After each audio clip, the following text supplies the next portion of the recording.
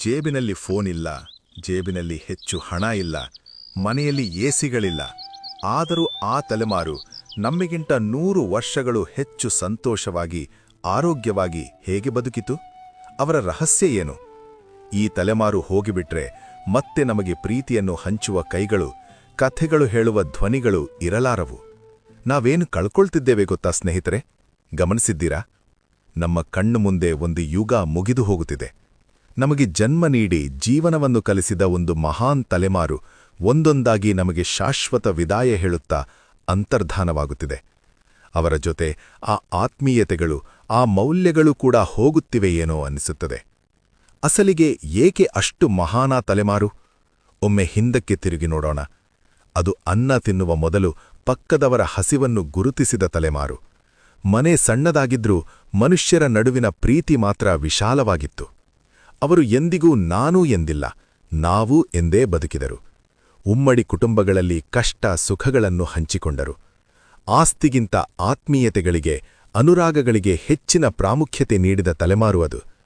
ಅವರಿಗೆ ದೊಡ್ಡ ದೊಡ್ಡ ಡಿಗ್ರಿಗಳಿರಲಿಕ್ಕಿಲ್ಲ, ಆದರೆ ಜೀವನ ಎಂಬ ಪುಸ್ತಕವನ್ನು ಸಂಪೂರ್ಣವಾಗಿ ಓದಿದ ತಲೆಮಾರು ಅದು.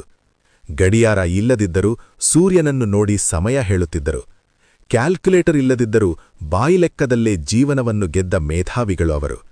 ಇಂಟರ್ನೆಟ್ ನೋಡದೆ ಅಪಾರ ಜ್ಞಾನವನ್ನು ತುಂಬಿಕೊಂಡರು. ಜಿಪಿಎಸ್ ಇಲ್ಲದಿದ್ದರೂ ಗಮ್ಯವನ್ನು ಖಚಿತವಾಗಿ ತಲುಪುತ್ತಿದ್ದರು. ಆ ದಿನಗಳಲ್ಲಿ ಕೈಯಲ್ಲಿ ಮೊಬೈಲ್ ಫೋನ್ ಇರಲಿಲ್ಲ, ಆದರೆ ಮನಸ್ಸು ತೆರೆದು ಮಾತನಾಡಿಕೊಳ್ಳುವ ಸ್ನೇಹಗಳಿಗೆ ಕೊರತೆಯಿರಲಿಲ್ಲ. ಪೋಸ್ಟ್ ಕಾರ್ಡ್ ಮೇಲೆ ಬರೆದ 4 ಮಾತುಗಳು ಫೋನ್ನಲ್ಲಿ ಗಂಟೆಗಳ ಮಾತಿಗಿಂತ ಹೆಚ್ಚು ಪ್ರೀತಿಯನ್ನು ಹಂಚುತ್ತಿದ್ದವು.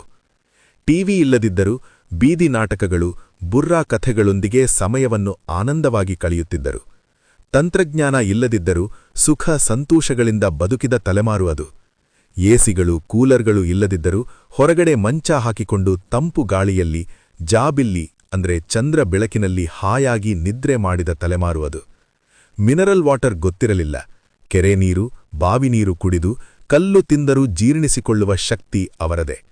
ಪಿಜ್ಜಾ, ಬರ್ಗರ್ಗಳ ಬದಲು ಪೀಚು ಮಿಠಾಯಿ, ಪೇಳೆಗಳು ತಿನ್ನಿ ಸಂತೋಷವಾಗಿ ಬದುಕಿದರು. ಜಿಮ್ಗಳ ಕೆಲಸವಿಲ್ಲದೆ ಭಾರೀ ಕೆಲಸ ಮಾಡಿ ಬೆವರು ಸುರಿಸಿ 100 ವರ್ಷ ಆರೋಗ್ಯವಾಗಿ ಬದುಕಿದರು. ಅದಕ್ಕೆ ಅವರಿಗೆ ಇಂದಿನ ಬಿಪಿಗಳು, ಶುಗರ್ಗಳು, ಹೃದಯಾಘಾತಗಳು, ಕಾರ್ಪೊರೇಟ್ ಆಸ್ಪತ್ರೆಗಳು ಗೊತ್ತಿರಲಿಲ್ಲ. 6ನೇ 7ನೇ ವಯಸ್ಸು ಬರುವವರೆಗೆ ಮಕ್ಕಳ ಬಾಲ್ಯವನ್ನು ಆಟಪಾಠಗಳಿಂದ ತುಂಬಿಸಿದ ತಲೆಮಾರು ಅದು. ನಂತರ ಹಣವಿಲ್ಲದ ಸರ್ಕಾರಿ ಶಾಲೆಗಳಲ್ಲಿ ಓದಿಸಿ ದೊಡ್ಡ ಸಾಧಕರನ್ನಾಗಿ ಮಾಡಿದ ತಲೆಮಾರು ಅದು. ಆ ಕಾಲದಲ್ಲಿ ಶಿಸ್ತು ಬಹಳ ಮುಖ್ಯ. ಶಾಲೆಯಲ್ಲಿ ಶಿಕ್ಷಕರು ಬೈದರೆ ಮನೆಗೆ ಬಂದು ತಾಯಿತಂದೆಯರು ಇನ್ನೂ 2 ಹೊಡೆದು ಶಿಕ್ಷಕರನ್ನು ಪ್ರಶ್ನಿಸುತ್ತಿರಲಿಲ್ಲ. ಅದಕ್ಕೆ ಆ ತಲೆಮಾರಿನ ಮಕ್ಕಳು ಅಷ್ಟು ದೃಢವಾಗಿ ಬೆಳೆದರು. ಅವರು ವ್ಯಾಪಾರದಲ್ಲಿ ಕಲ್ತಿಗೆ ಅವಕಾಶ ನೀಡಲಿಲ್ಲ. ನೀತಿ ನಿಜಾಯಿತಿಯಿಂದ ಯಾರನ್ನೂ ಮೋಸ ಮಾಡದೆ ಬದುಕಿದರು. ತಮ್ಮ ಕಷ್ಟಗಳನ್ನು ಧೈರ್ಯವಾಗಿ ಎದುರಿಸಿದರು. ತ್ಯಾಗಗಳಿಂದ ಮಕ್ಕಳ ಭವಿಷ್ಯಕ್ಕೆ ಅಡಿಪಾಯ ಹಾಕಿದರು. ಜಾತಿ ಮತಗಳ ಪಾರವಾಗಿ ಎಲ್ಲರನ್ನೂ ಸಹೋದರ ಭಾವದಿಂದ ನೋಡಿದ ದೊಡ್ಡ ಮನಸ್ಸು ಅವರದ್ದು. ಅಂತಹ ಅಮೂಲ್ಯ ಮನುಷ್ಯರು ಇಂದು ಒಂದೊಂದಾಗಿ ನಮ್ಮನ್ನು ಬಿಟ್ಟು ಹೋಗುತ್ತಿದ್ದಾರೆ.